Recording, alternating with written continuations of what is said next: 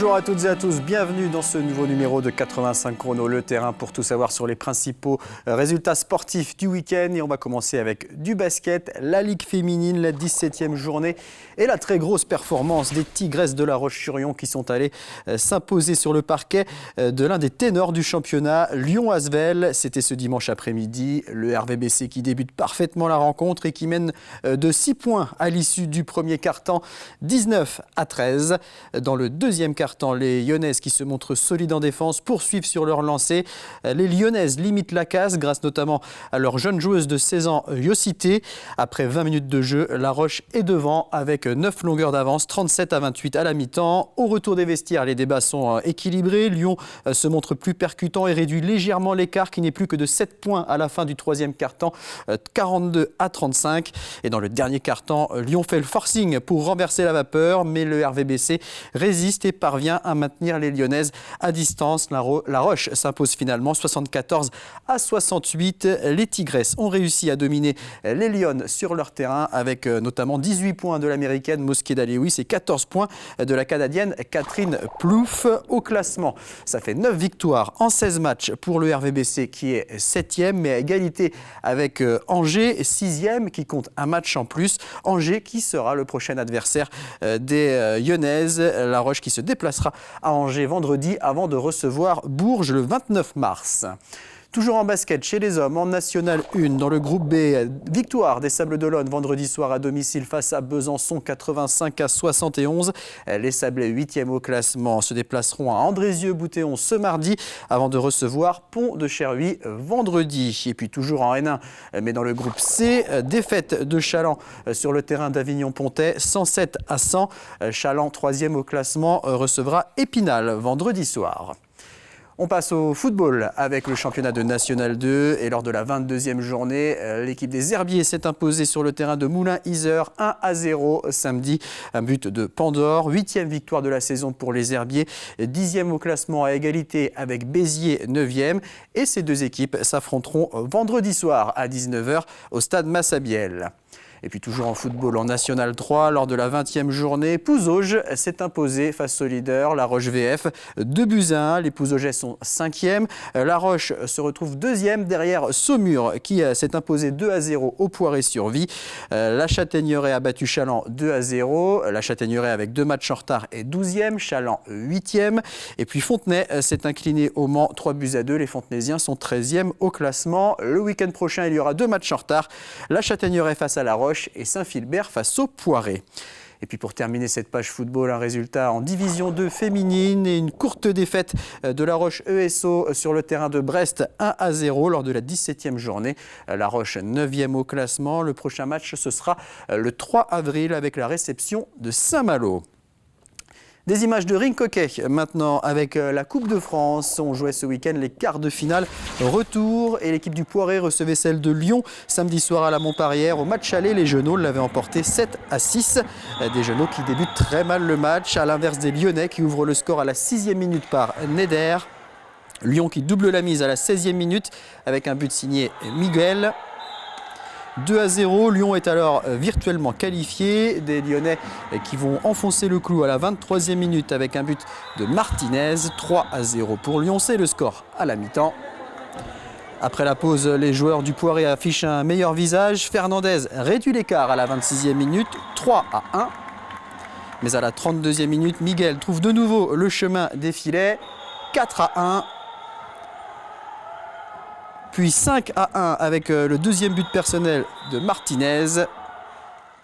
Miguel va ensuite signer le triplé et porter le score à 6-1 en faveur de Lyon. Les Genoux sont totalement dominés, mais ils relèvent la tête avec un but de Vélez à la 37e minute. Puis un but de Sanchez à la 44e minute. Ça fait 6-3 pour Lyon qui va inscrire un 7e but par Martinez, auteur lui aussi d'un triplé. Le dernier but de la rencontre inscrit par le capitaine Genoux Puentes ne changera rien. À l'issue du match, Lyon s'impose 7-4 et se qualifie pour le Final Four de la Coupe de France. Fin de l'aventure pour le Poiré qui va désormais se concentrer sur le championnat. On écoute les deux entraîneurs. Je pense qu'il faut féliciter Lyon parce qu'ils ont été meilleurs que nous ce soir. Je veux dire, là-dessus, il n'y a rien à dire. Nous, on n'a tout simplement pas joué. On a fait une première mi-temps vraiment sans envie.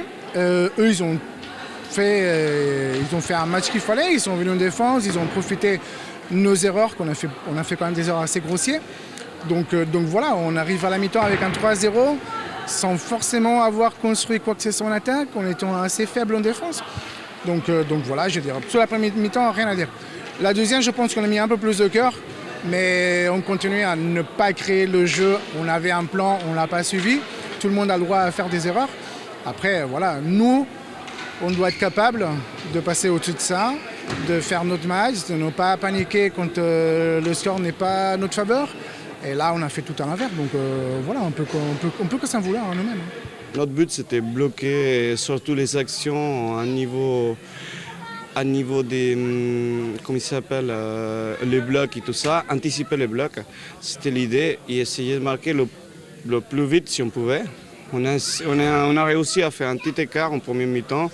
Et nous, en deuxième mi-temps, on s'est dit on va défendre, on va continuer à jouer, on ne va pas arrêter de jouer parce que ce n'est pas le but. Mais en faisant attention à les fautes et tout ça, justement, on a eu la 10e faute en premier mi-temps, je crois qu'on finit à 6. Et la 10e, il est à 1 seconde de la fin. Du coup, on a bien fait de contrôler le match. On a su contrôler le match, en fait. Alors, élimination du Poiré-sur-Vie, ça passe en revanche pour la Vendéenne qui recevait Ploufragan samedi soir après avoir remporté le match aller 8-1. Les Lyonnais se sont cette fois imposés 4-3. Ils seront donc à Liévin pour le Final Four de la Coupe de France les 7 et 8 mai et ils affronteront Quévert en demi-finale. On joue également en handball en National 1 féminine la 19e journée et La Roche-sur-Yon s'est imposée sur le terrain de Bruguière 30-26. 12e victoire des Lyonnaises qui avec un match en retard sont 4e au classement. La Roche qui recevra Montcoutan samedi prochain. Et puis toujours en handball, en National 3 féminine, l'équipe 2 de La Roche s'est imposée à domicile face à Conneré-Vibray 26-21. La Roche 2e au classement. Victoire également des Herbiers à domicile face à Orléans 34-24. Les Herbretaises avec un match en retard sont 4e. Elles joueront ce match en retard justement samedi prochain sur le terrain de Conneré-Vibray. On passe maintenant au rugby et au championnat de Fédéral 3 et un match en retard de la 11e journée qui avait lieu ce dimanche entre les Sables d'Olonne 4e et Trignac 2e. C'était au stade de la rue de Lierre. En première mi-temps, on assiste à une succession de pénalités de part et d'autre. Chotard ouvre le bal pour Trignac à la 3e minute. Bernard lui répond à la 6e. Ça fait 3 partout. 2 autres pénalités réussies par Bernard à la 13e minute puis à la 19e minute permettent aux Sablais de mener 9-3. 22e minute, nouvelle pénalité pour le Trignacais Chotard. Ça fait 9-6. 27e minute, le Sablais Bernard réussit sa 4e pénalité pour porter le score à 12-6. 3e pénalité pour Chotard à la 36e minute. 12-9. C'est le score à la mi-temps. Au retour des vestiaires, les Sablais se montrent solides en défense et efficaces en attaque avec un premier essai inscrit à la 57e minute par Clément Gérard. Essai transformé par Bernard, 19-9 pour les Sables. Trignac réduit l'écart sur pénalité à la 62e, 19-12.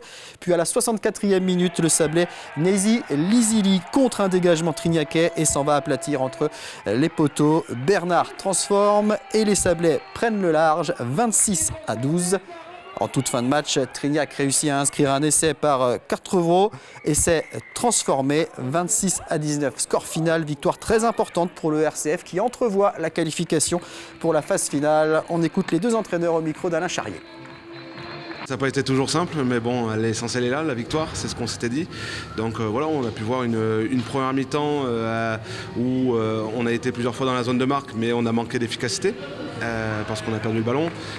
Et une deuxième mi-temps, malgré quelques pénalités où on a eu du mal à sortir la tête de l'eau, les joueurs ont redoublé d'efforts justement pour faire basculer la tendance et marquer ces 2 essais. C'est plutôt bien, ça nous met dans le confort. Ensuite, il y a eu un beau lancement après une touche qui nous emmène directement en première main derrière la ligne d'un but. Donc il y a eu des très bonnes choses, surtout défensivement sur l'état d'esprit où on a vu un groupe qui s'est battu jusqu'au bout et il a fallu attendre la 84e pour que Trignac marque. On savait que les Sables allaient jouer le gros match parce qu'ils jouent les playoffs et c'était pour se qualifier, il fallait qu'ils gagnent absolument, donc on savait que ça allait être dur. Je pense qu'on a essayé de produire du jeu, peut-être un petit peu plus que ce qu'a fait les Sables, mais à contrario, ils ont été beaucoup plus réalistes que nous. C'est-à-dire qu'ils ont vraiment marqué des points à chaque fois qu'ils sont venus, à chaque fois qu'ils ont eu un temps positif, ils ont marqué des points. Nous, c'était un peu plus compliqué, c'est-à-dire qu'on a beaucoup de temps fort. mais on score pas assez. Et autrement, en termes de jeu, c'était un petit peu plus positif. On a tenu un petit peu plus le ballon, c'est ce qu'on voulait faire. Donc voilà. Après, je pense que la logique est respectée, c'est-à-dire qu'on revient avec le défensif. Les Sables gagnent, c'est pas triché. Après, c'est pas volé. Et au classement, le Rugby Club Sablais est toujours 4e, mais avec 5 points d'avance sur Saint-Nazaire et avec un match en retard. Dimanche prochain, le RCS jouera de nouveau à domicile face à Auray. Le FC Lyonnais, de son côté, se déplacera à Trignac. Un résultat de volleyball avec la Nationale 3 masculine et la victoire de Boufféré face à Saint-Malo 3-7-2. Menés 2-0, les Vendéens ont renversé la vapeur pour finalement s'imposer face à la Lanterne Rouge et décrocher leur première victoire à domicile. Boufféré 9e au classement se déplacera à Chantepie dimanche prochain.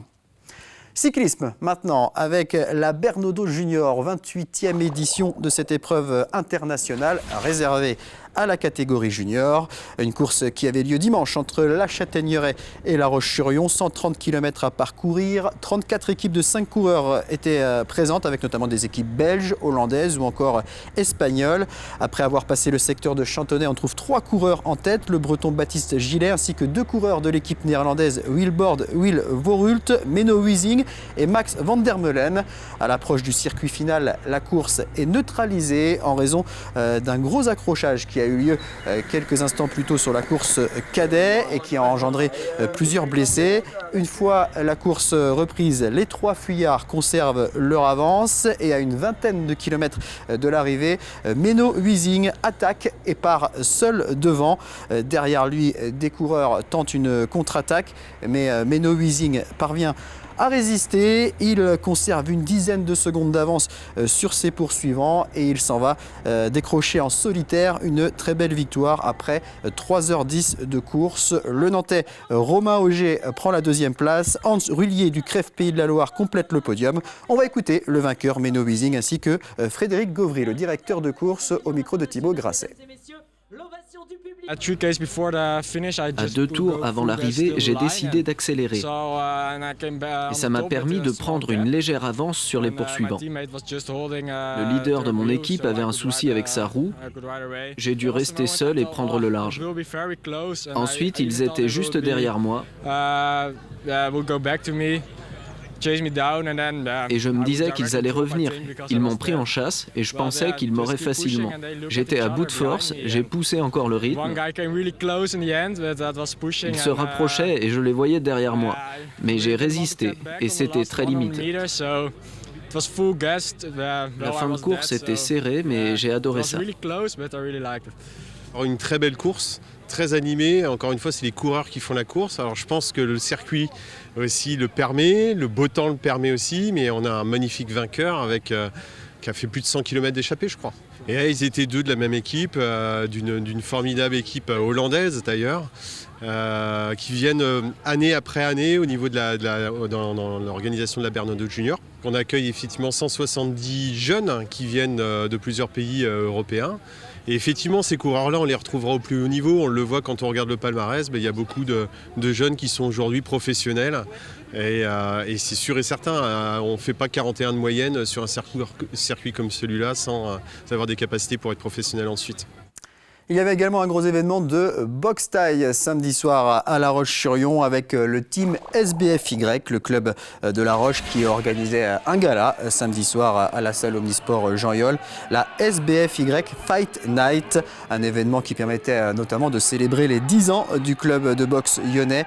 11 combats au programme de ce gala de Muay Thai qui s'est déroulé devant près de 500 spectateurs. La soirée a commencé avec des combats jeunes avec les catégories pupilles et minimes. Ensuite, ce sont des combats de classe C, classe B et classe A qui se sont déroulés. Le club du SBFY qui présentait 4 combattants et parmi eux, Mélissa Ozouf en classe B, moins de 57 kilos, multiple championne de France et vice-championne d'Europe en 2018. Mélissa Ozouf s'est imposée samedi soir face à la bordelaise Marika Aurel.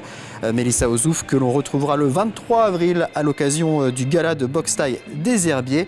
On va écouter justement la réaction de Melissa Ozouf après son combat, mais aussi celle de Johan Justine, coach de boxe thaï au sein du team SBFY, le SBFY qui d'ailleurs propose la pratique de différents types de boxe.